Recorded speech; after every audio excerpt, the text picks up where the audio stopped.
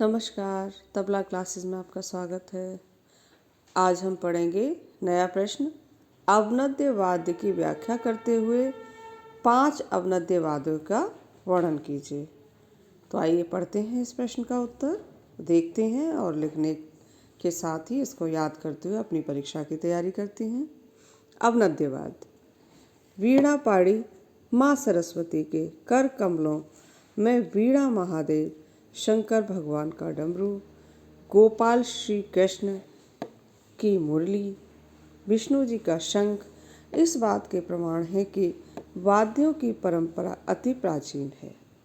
देवालयों के पावन स्थल भी घंटों की मधुर ध्वनि से झनकृत होते रहते हैं। इन्हीं विभिन्न प्रकार के वाद्यों को 4 वर्गों में बांटा गया है।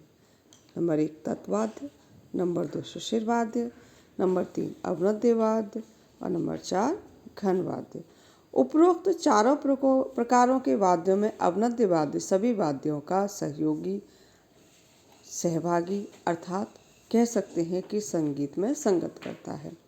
अवनद्य वाद्य की परिभाषा: वे वाद्य जो चमड़े की खाल से मड़े होते हैं तथा जिनमें स्वर की उत्पत्ति लकड़ी या हाथ के आघात से होती है, अवनद्य वाद्य कहलाते हैं। जैसे तबला, ढोलक, ढोल, ड्रम, नगाड़ा, ढपले आदि। तबला अवनद्य वाद्य यंत्रों के अंतर्गत मुख्य वाद्य यंत्र है। गायन, तंत्र वाद्य व नृत्य के साथ ताल देने के लिए अवनद्य वाद्यों का प्रयोग किया जाता है। भारत के सांस्कृतिक, धार्मिक तथा सामाजिक कार्यों में आयोजित गीत सभाओं में अवनद्य वाद्यों की उपयोगिता महत्वपूर्ण है। हम सभी जानते हैं कि अवनद्य वाद्य विभिन्न प्रकार के हैं। सभी की अपनी अपनी उपयोगिता है।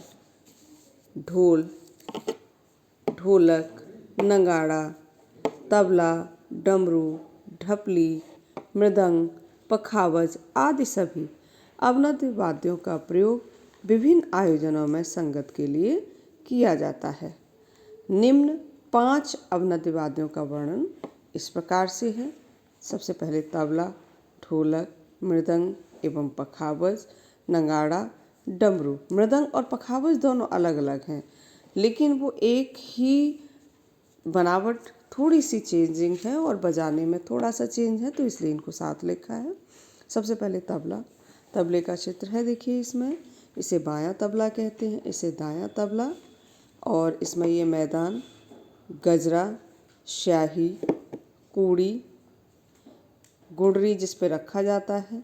इसी प्रकार से दाएं में स्याही, चांटी, बद्दी जिससे कसा होता है, ये खोड़, गट्टक, गुडरी जिस पे ये तबला टिका होता है, दायां तबला। इसका देखिए, यह तबला लोकप्रिय वाद्य यंत्र है। इसका अपना एक शास्त्र है। यह सभी तंत्रवाद्यों के रागों के साथ संगत के काम आता है। कथक नृत्य के लिए तबले की संगति की आवश्यकता रहती है। तबले के बिना कथक अधूरा है। ताल देने का सबसे सुंदर साधन इस समय और तबला है। गीत, गजल, कव्वाली, भजन, नृत्य सभी गीतों के साथ तबले पर दी गई ताल की संगत गीत के प्रदर्शन को कर्णप्रिय, मधुर व प्रभावी बना देती है। तबला के 2 अंग दायां और बायां होते हैं। एक बायां चौड़े मुंह का और दायां छोटे मुंह का होता है। दाएं तबले में 8 गट्टक होते हैं। दोनों तबलों में पूड़ी, गजरा, बद्दी, गुडरी, घर, चांटी आदि होते हैं।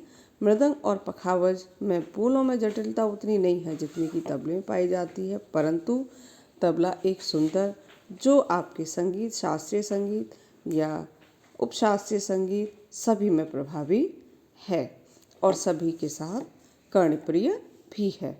दूसरा वाद्य यंत्र है ढोलक।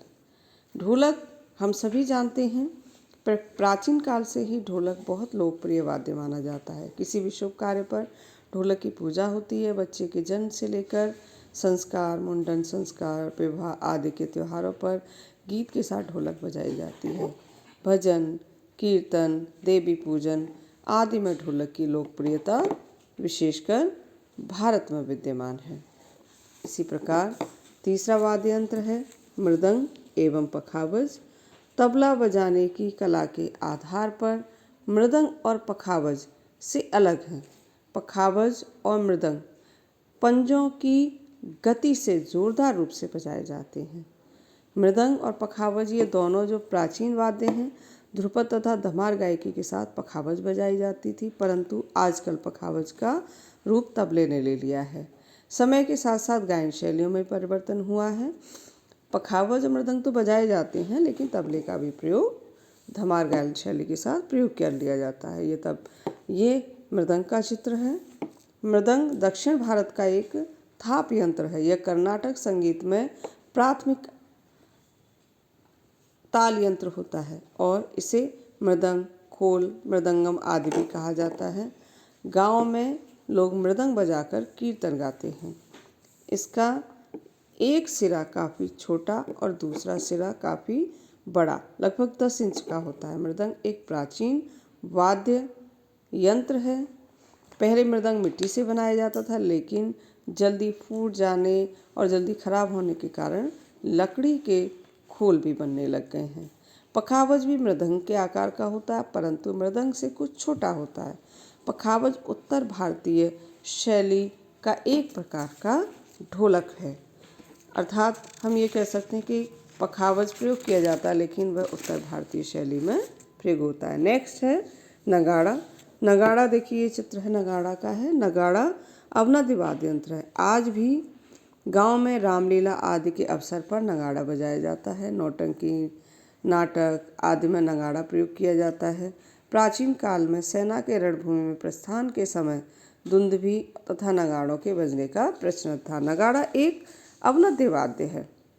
यह एक प्रकार का ड्रम भी कहा जा सकता है। जिसका पीछे का भाग गोलाकार होता है। प्राय यह जोड़ों में ही बजाए जाते हैं, यानी ग्रुप में होता है। ये 2 जोड़े होते हैं।